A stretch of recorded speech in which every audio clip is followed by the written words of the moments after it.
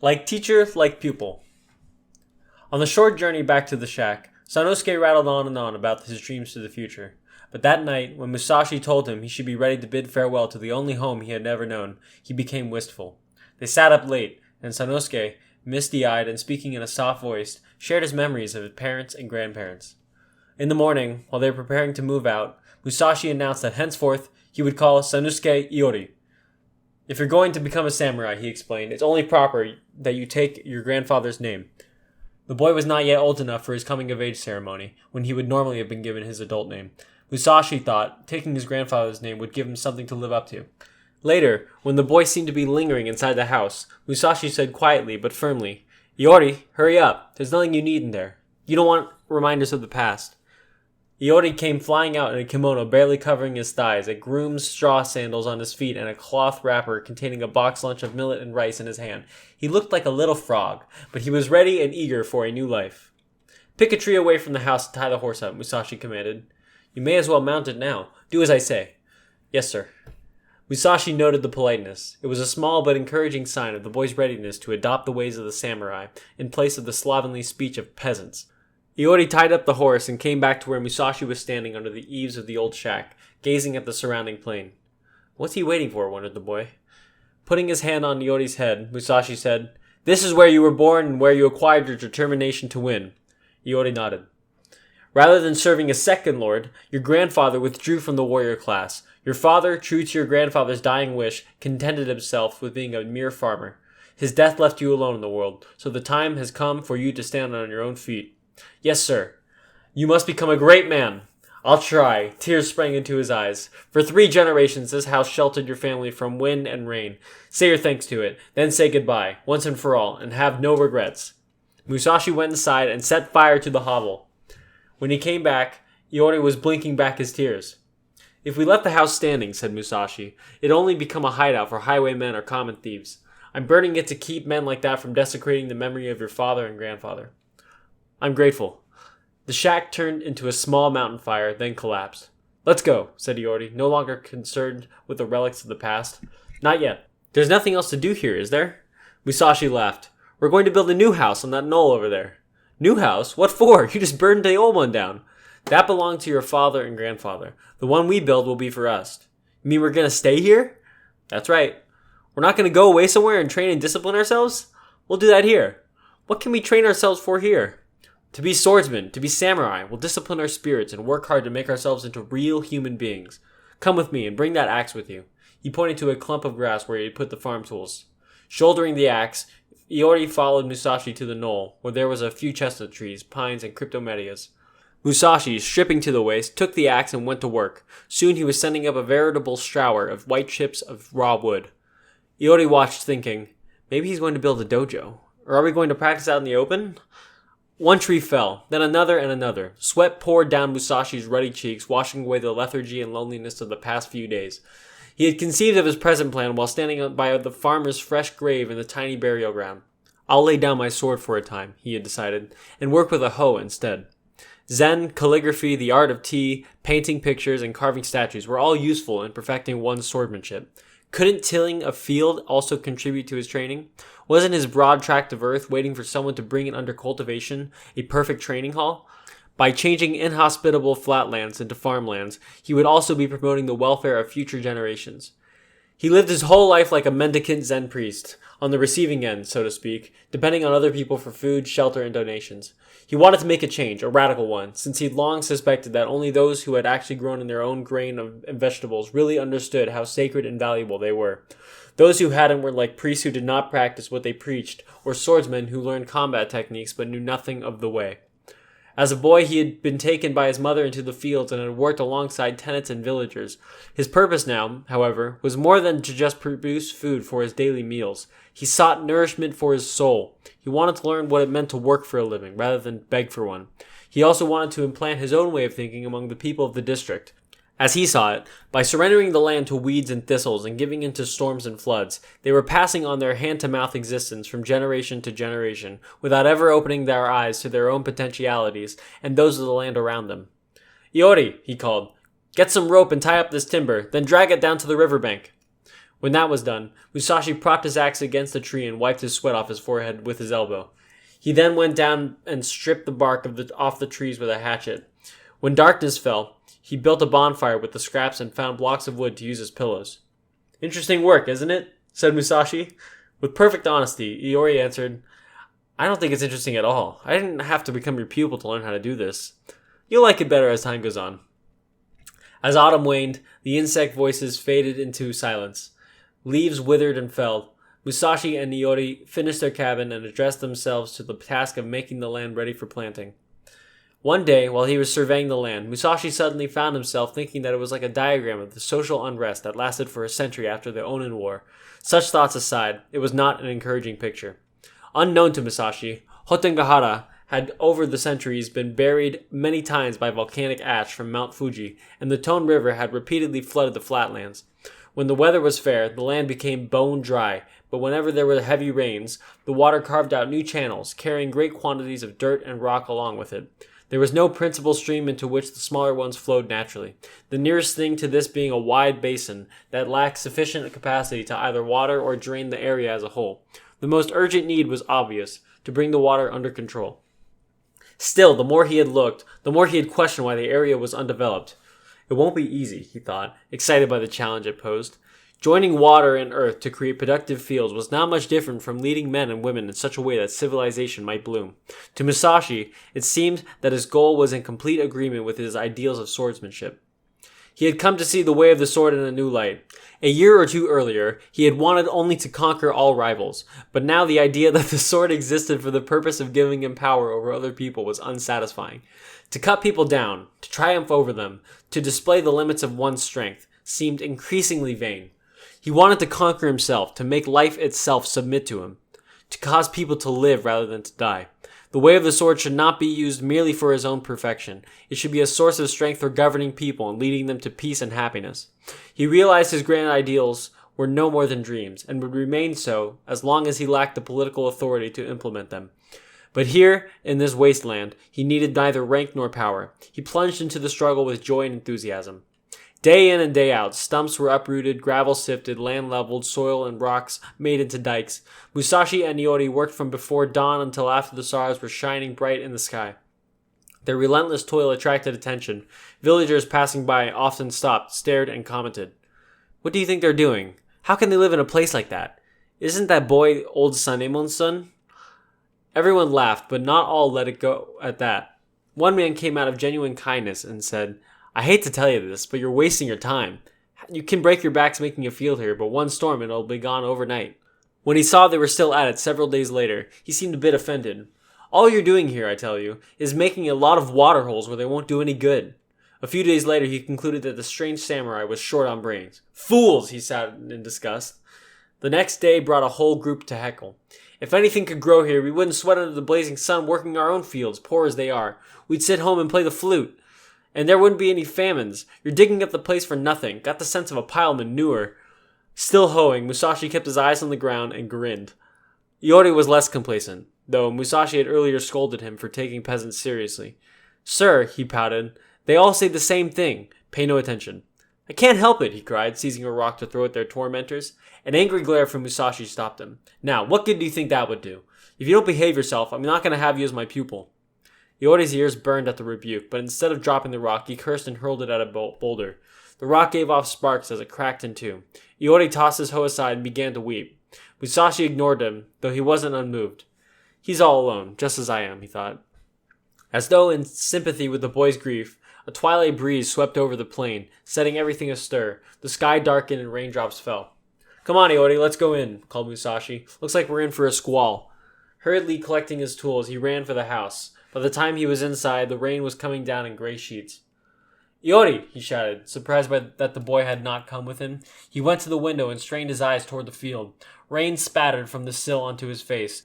A streak of lightning split the air and struck the earth. As he shut his eyes and put his hands over his ears, he felt the force of the thunder. In the wind and rain, Musashi saw the cryptomeria tree at the Shippoji and heard the stern voice of Takuan. He felt that whatever he had gained since then, he owed to them. He wanted to possess the tree's immense strength as well as Takuan's icy, unwavering compassion. If he could be to Iori what the old cryptomeria had been to him, he would feel he'd succeeded in repaying a part of his debt to the monk. Iori! Iori! There was no answer, only thunder and rain pounding on the roof.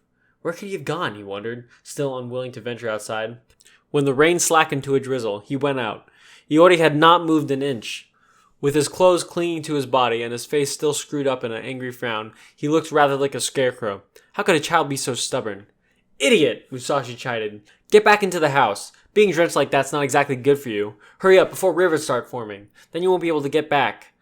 Iori turned, as though trying to locate Musashi's voice, then started laughing. Something bothering you? This kind of rain doesn't last. See, the clouds are breaking up already. Musashi, not expecting to receive a lesson from his pupil, was more than a little put out, but Iori didn't give the matter a second thought. Come on, the boy said, picking up his hoe. We can still get quite a bit done before the sun's gone. For the next 5 days, bulbuls and shrikes conversed hoarsely under a cloudless blue sky, and great cracks grew in the earth as it caked around the roots of the rushes. On the 6th day, a cluster of small black clouds appeared on the horizon and rapidly spread across the heavens until the whole plain seemed to be under an eclipse. Iori studied the sky briefly and said in a worried tone, This time it's the real thing. Even as he spoke, an inky wind swirled around them. Leaves shook and little birds dropped to the earth as if felled by a silent and invisible horde of hunters. Another shower? Musashi asked. Not with the skies like that. I'd better go to the village, and you better gather up the tools and get inside as fast as you can. Before Musashi could ask why, Iori took off across the flatlands and was quickly lost in a sea of high grass. Again, Iori's weather sense was accurate. The sudden downpour, driven by a raging gusty wind that sent Musashi scurrying for shelter, developed its own distinctive rhythms. The rain fell in unbelievable quantity for a time, stopped suddenly, and then recommenced with even greater fury. Night came, but the storm continued unabated. It began to seem as though the heavens were set on making the entire earth into an ocean. Several times, Musashi feared that the wind would rip off the roof. The floor was already littered with shingles torn off its underside. Morning came, gray and formless, and with no sign of Iori. Musashi stood by the window and his heart sank. He could do nothing. Here and there, a tree or a clump of grass was visible. All else was a vast muddy swamp. Luckily, the cabin was still above water level, but in what had been a dry riverbed immediately below it, there was now a rushing torrent, carrying along everything in its path. Not knowing for sure that Iori hadn't fallen into the water and drowned, Musashi felt time drag on, until finally he thought he heard Iori's voice calling, Sensei, here! He was some distance beyond the river, riding a bullock, with a great bundle tied behind him. Musashi watched in consternation as Iori rode straight into the muddy flow, which seemed about to suck him under at every step. When he gained the other bank, he was quaking from the cold and wet, but he calmly guided the bullock to the side of the cabin. Where have you been? Demanded Musashi, his voice both angry and relieved. To the village, of course. I brought back lots of food. It'll rain half a year's worth before the storm's over, and when it is, we'll be trapped by the floodwaters. After they had taken the straw bundle inside, Iori untied it and removed the items one by one from the inner wrapping of oiled paper. Here are some chestnuts, lentil beans, salted fish. We shouldn't run out of food even if it takes a month or two for the water to go down. Musashi's eyes misted over with gratitude, but he said nothing. He was too abashed by his own lack of common sense. How could he guide humanity if he was careless about his own survival? Were it not for Iori, he would now be facing starvation. And the boy, having been raised in a remote rural area, must have known about laying in supplies since he was 2 years old. It struck Musashi as odd that the villagers had agreed to furnish all this food. They couldn't have had very much for themselves. When he recovered his voice and raised the question, Iori replied, I left my money pouch in Hak and borrowed from the Tokuganji. And what's the Tokuganji? It's the temple about 2 miles from here. My father told me there was some powdered gold in the pouch. He said if I got into difficulty, I should use it a little at a time. Yesterday, when the weather turned bad, I remembered what he said. Iori wore a smile of triumph. Isn't the pouch a keepsake from your father? Yes, now that we've burned the old house down. That and the sword are the only things left. He rubbed the hilt of the short weapon on his obi. Though the tang bore no craftsman's signature, Musashi had noted when he examined the blade earlier that it was of excellent quality. He also had the feeling that the inherited pouch had some significance beyond that of the powdered gold it contained. You shouldn't hand keepsakes over to other people. One of these days I'll get it back for you, but after that you must promise to not let go of it. Yes, sir. Where did you spend the night? The priest told me I'd better wait there until morning. Have you eaten? No. You haven't either, have you? No, but there's firewood, isn't there? Oh, there's plenty. He pointed downward, indicating the space under the cabin where he stored a good supply of sticks and roots and bamboo picked up while he was working in the field. Holding a piece of straw matting over his head, Musashi crawled under the cabin and again marveled at the boy's good sense. In an environment like this, survival depended on foresight, and a small mistake could spell the difference between life and death. When they had finished eating, Iori brought out a book. Then, kneeling formally before his teacher, he said, "While we're waiting for the water to go down so we can work, would you teach me some reading and writing?" Musashi agreed. On such a dismal, stormy day, it was a good way to pass the time. The book was a volume of the Analects of Confucius. Iori said it had been given to him at the temple. "Do you really want to study?" "Yes." "Have you done much reading?" "No, only a little." "Who taught you?" "My father." "What have you read?" "The Lesser Learning." "Did you enjoy it?" "Yes, very much," he said eagerly, his eyes brightening. "All right, then I'll teach you all I know. Later on you can find something better educated to teach you what I don't know." They devoted the rest of the day to a study session, the boy reading aloud, Musashi stopping him to correct him or explain words he did not understand. They sat in utter concentration, oblivious of the storm. The deluge lasted 2 more days, by which time there was no land visible anywhere. On the following day, it was still raining. Iori, delighted, took out the book again and said, "Shall we begin?" "Not today. You've had enough reading for a while." "Why?" "If you do nothing but read, you'll lose sight of the reality around you. Why don't you take the day off and play? I'm going to relax too." "But I can't go outside." "Then just do like me," said Musashi, sprawling on his back, crossing his arms under his head. "Do I have to lie down?" "Do what you want. Lie down, stand up, sit, whatever's comfortable." "Then what?" "I'll tell you a story." "I'd like that," said Iori, flopping down on his stomach and wiggling his legs in the air. "What kind of story?" "Let me see," said Musashi, going over the tales he had liked to hear as a child. He chose the one about the battles between the Genji and the Heike. All boys love that. Iori proved to be no exception. When Musashi came to the part about the Genji being defeated and the Heike taking over the country, the boy's face became gloomy. He had to blink to keep from crying over Lady Tokiwa's sad fate, but his spirits rose as he heard about Minamoto no Yoshitsune, learning swordsmanship from the long-nosed goblins on Mount Kurama, and later making his escape from Kyoto. "I like Yoshitsune," he said, sitting up. "Are there really goblins on Mount Kurama?"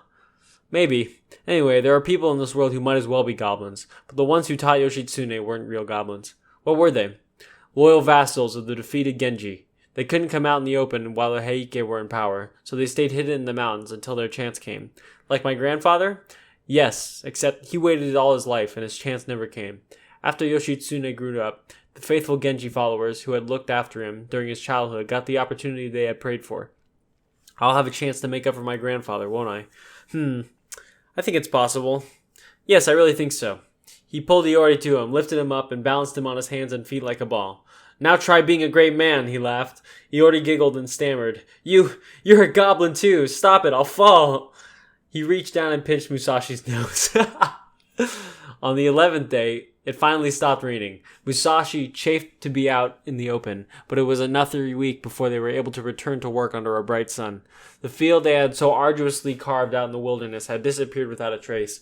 In its place were rocks, and a river where none had been before. The water seemed to mock them, just as the villagers had. Iori, seeing no way to reclaim their loss, looked up and said, "This place is beyond hope. Let's look for better land somewhere." "No," Musashi said firmly. "With the water drained off, this can make excellent farmland. I examined the location from every angle before I chose it." "What if we have another heavy rain?" "We'll fix it so the water doesn't come this way. We'll lay a dam from here all the way to that hill over there." "That's an awful lot of work." "You seem to forget that this is our dojo. I'm not giving up a foot of this land until I see barley growing on it." Musashi carried on his stubborn struggle throughout the winter, into the second month of the new year. It took several weeks of strenuous labor to dig ditches, drain the water off, pile dirt for a dike, and then cover it with heavy rocks. 3 weeks later, everything was washed away again. "Look," Iori said, "we're wasting our energy on something impossible. Is that the way of the sword?" The question struck close to the bone, but Musashi would not give in. Only a month passed after the next disaster, a heavy snowfall followed by a quick thaw. Iori, on his return from trips to the temple for food, inevitably wore a long face, for the people there wrote him mercilessly about Musashi's failure, and finally Musashi himself began to lose heart. For 2 full days, and on into a third, he sat silently brooding and staring at his field. Then it dawned on him suddenly. Unconsciously, he had been trying to create a neat square field like those common in other parts of the Kanto plain, but this was not what the terrain called for. Here, despite the general flatness, there were slight variations in the lay of the land and the quality of the soil that argued for an irregular shape. "What a fool I've been," he exclaimed aloud. I tried to make the water flow where I thought it should, and force the dirt to stay where I thought it ought to be, but it didn't work. How could it? Water's water, dirt's dirt. I can't change their nature. What I've got to do is learn to be a servant to the water and a protector of the land. In his own way, he had submitted to the attitude of the peasants. On that day, he became nature's manservant. He ceased trying to impose his will on nature and let nature lead the way, while at the same time seeking out possibilities beyond the grasp of other inhabitants of the plain. The snow came again, and another thaw. The muddy water oozed slowly over the plain, but Musashi had time to work out his new approach, and his field remained intact. The same rules must apply to governing people, he said to himself. In his notebook, he wrote, "Do not attempt to oppose the way of the universe, but first make sure that you know the way of the universe."